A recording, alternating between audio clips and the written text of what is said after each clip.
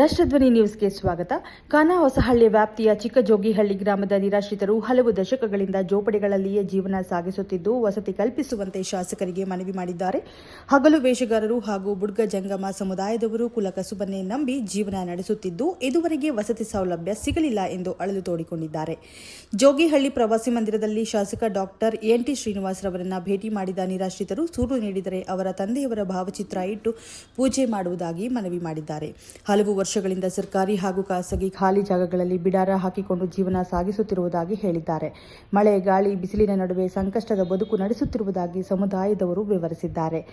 ತಾಂಡಾದ ಕೆಲ ಮಹಿಳೆಯರು ಮನೆ ಛಾವಣಿ ಕುಸಿದು ಕುಟುಂಬ ಬೀದಿಗೆ ಬಿದ್ದಿರುವುದಾಗಿ ಹೇಳಿ ಪರಿಹಾರಕ್ಕೆ ಆಗ್ರಹಿಸಿದ್ದಾರೆ.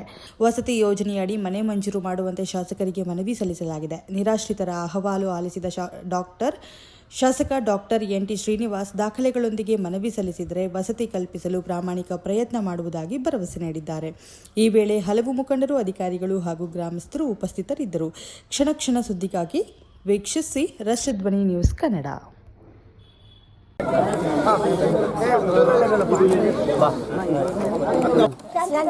ಶಾಂತಿಬಾಯಿ, ಏನಾಗೈತೆ ಸಮಸ್ಯೆ? ಏನಾಗೈತೆ?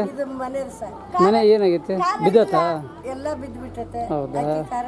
ಅಕ್ಕಿ ಕಾರ್ಡ್ ಅರ್ಜಿ ಕೊಡಕಮ್ಮ? ಎಲ್ಲ ಕೊಟ್ಟಿದ್ದೀವಿ ಸರ್. ಏನಂತಾರೆ ಅವರು MLA ಬರ್ದು ಕೊಡ್ತಾರೆ. ಡಾಕ್ಟರ್ ಸೈನ್ ಮಾಡಿದ್ರೆ ಕೇಳಿದ್ರೆ ಕಾರ್ಡ್ ಮಾಡ್ತೀನಿ ಅಂತ ಹೇಳ್ತಾರೆ. ಮಾಡಿಲ್ಲಮ್ಮ. ಮಳೆ ಬಂದು ಬಿದ್ದತಾ ಇದು? ಸರಿ, ಆಯ್ತು ಆಯ್ತು.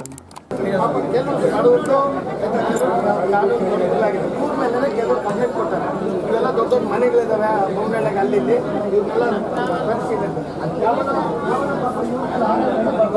ಅದಕ್ಕೆ ಅಲ್ಲಿ ಸರ್ಕಾರ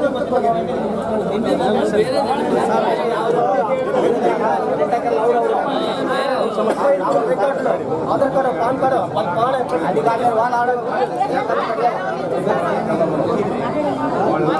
ಜಾಗ ಇಲ್ಲ. ಏನಾಗ್ತಾ ಇದೆ ಸಮಸ್ಯೆ? ಸಮಸ್ಯೆ ಅಂದ್ರೆ ಮೋರಿ ನೀರು ಹೋಗಕ್ ಜಾಗ ಇಲ್ಲ. ನಮಗೆ ಅದನ್ನ ಮಾಡ್ಕೊಡ್ಬೇಕು, ಅದು ವ್ಯವಸ್ಥೆ ಮಾಡ್ಬೇಕು. ಎಷ್ಟು ವರ್ಷದಿಂದ ಸಮಸ್ಯೆ? ಬಹಳ ವರ್ಷದಿಂದ ಇದೆ ಸಮಸ್ಯೆ ನಮಗೆ ಸರ್. ಇದಕ್ಕೂ ರೋಡ್ ಯಾರು ಹಾಕಲ್ಲ.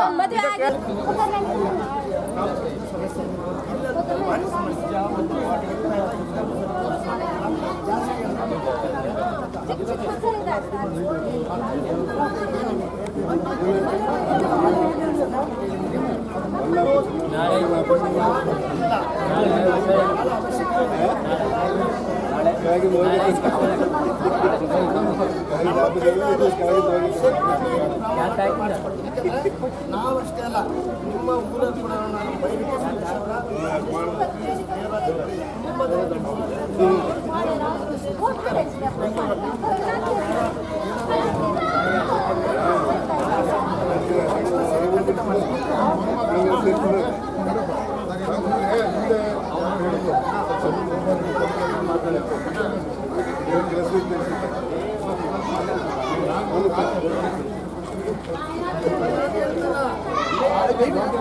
ಕ್ಷೇತ್ರ ಇದು. ಅದಕ್ಕೆ ನಾನು